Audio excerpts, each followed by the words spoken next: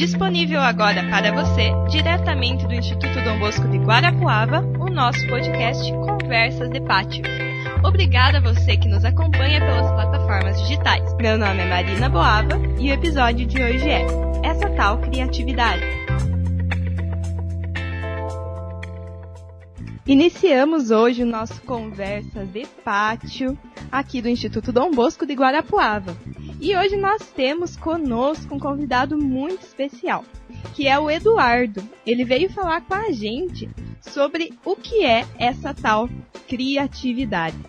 Mas antes de qualquer coisa, eu gostaria que você se apresentasse pra gente, Eduardo. O que você faz, aonde que você trabalha, pra gente dar início à nossa conversa.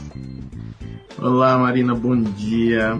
Eu sou Eduardo, eu moro em Brasília, trabalho como assessor da Rede Salesiana Brasil de Ação Social e consultor para organizações na área de gestão da inovação. Muito bem, Eduardo. Então, o tema que a gente combinou para conversar hoje é sobre a criatividade, certo? Mas eu queria saber, o que para você é ser criativo? O que seria uma pessoa criativa? Como que nós podemos definir se uma pessoa é criativa ou não? Olha, antes de tudo, criatividade, para mim, ela é liberdade, assim, é ser livre. Então, uma pessoa criativa, para mim, é uma pessoa livre. Tá? Mas o que a gente caracteriza como uma pessoa criativa é aquela pessoa cheia de ideias, né, que consegue dar várias alternativas para um único problema. Mas também uma pessoa criativa é aquela que consegue combinar, né? E até achar, o que a gente chama de pelo em ovo, né? É achar aquelas alternativas que ninguém esperava, porque eu combinei coisas diferentes ou que ninguém imaginava. Da mesma forma como, por exemplo, a UTI dos hospitais, ela se baseia aí no modelo do pit stop da Fórmula 1, né? Então você pode fazer analogias. Então, as pessoas têm essa capacidade desenvolvida, é o que a gente chama de pessoas criativas. Ah, interessante. Então, qualquer pessoa nós podemos considerar que pode ser uma pessoa criativa? Sim, nós nascemos criativos. Criatividade é algo assim que vem no DNA do ser humano. O que acontece muitas vezes é que a estrutura social, a estrutura educacional em que a gente vive, em que a gente é educado, ela nos coloca, né, num padrão, num certo padrão fabril de pensamento, onde a criatividade ela começa a perder o seu espaço, ela começa a perder os seus estímulos, e isso cognitivamente vai tirando das pessoas essa capacidade de ser criativo mesmo ao longo do tempo. Ah, entendi. Então você diria que pode ser um problema que existe então na nossa sociedade, essa questão então?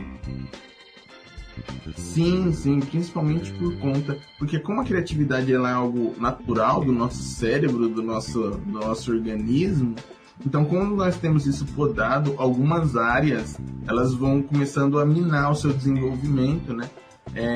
E aí você tem casos de ansiedade, depressão, né? Alguns problemas cognitivos de fala, por exemplo, acontecem muito. Isso porque a origem da criatividade é na imaginação. A imaginação ela não tem limite mesmo. Você não tem como controlar a imaginação. Você imagina as coisas, você imagina como elas vão acontecer. E aí a criatividade é você usar essa imaginação para aplicar ela na realidade. Quando você não dá utilidade para isso, o nosso cérebro vai entendendo que aquilo não é de verdade, aquilo não precisa, você não precisa daquilo. Então ele vai deixando de treinar, ele vai deixando de desenvolver, e aí você tem as pessoas insatisfeitas no trabalho, infelizes na escola, dizendo que a escola é chata, né? Então, muitos casos desses acontecem, tá? Ah, entendi. Então, é realmente um grande problema, né, para nossa sociedade. E pode gerar, inclusive, muitos impactos, pelo que você vem falando, né? Talvez essas questões de ansiedade, né? Como você mesmo falou. E em que lugares que essa pessoa pode ser criativa? Em todos os espaços também? Nós podemos usar a criatividade? A gente pode ser criativo. Que ainda, hoje em dia, existe muito essa poda da criatividade nos espaços que a gente vive? Marina, ainda existe muita poda, existe mesmo muita Foda, porque é difícil de você romper essas estruturas, é uma questão sistêmica mesmo, de como a sociedade, de como os ambientes de trabalho e de educação foram concebidos, né? Mas tem uma esperança no fim do túnel aí, porque todas as áreas podem ser criativas. No seu relacionamento, na sua escola, nas suas tarefas diárias, porque a criatividade ela é como se fosse um músculo que você precisa ir exercitando, tá? Então, começa o dia, faz alguma coisa diferente daquela habitual que você está acostumado a fazer.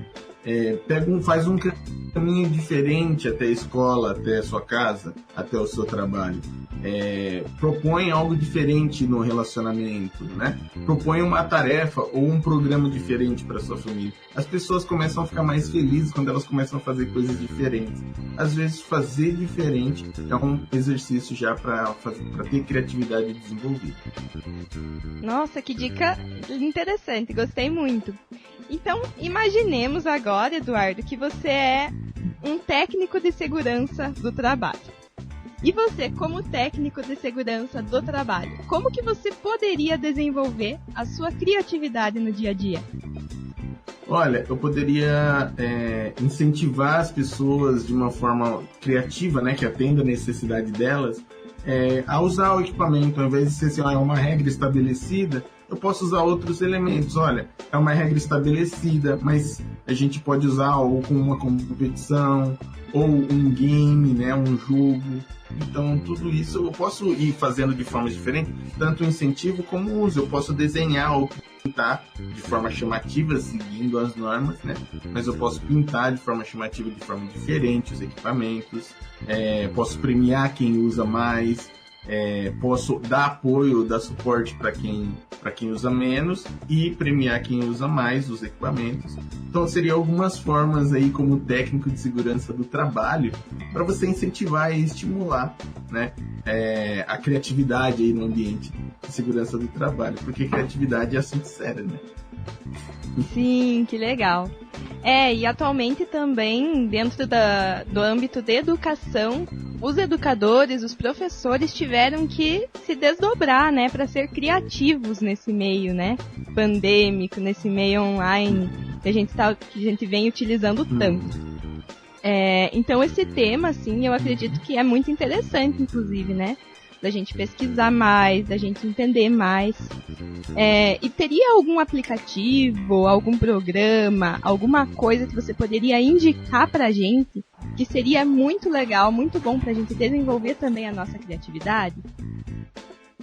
Sim, olha, como formas de trabalhar, né? Vou pegar como referencial diferente. Você tem os quadros virtuais, né? Por exemplo, Miro, Mural ou Jamboard, que ao invés de você fazer relatórios ali usando um Word, né, comum, você pode usar de repente o Miro e colocar ou fazer o seu relatório em post-it, usando desenho, né? Então essa já seria uma forma de você desenvolver aí a criatividade usando aplicativos que tem para celular, são aplicativos leves, são tranquilos.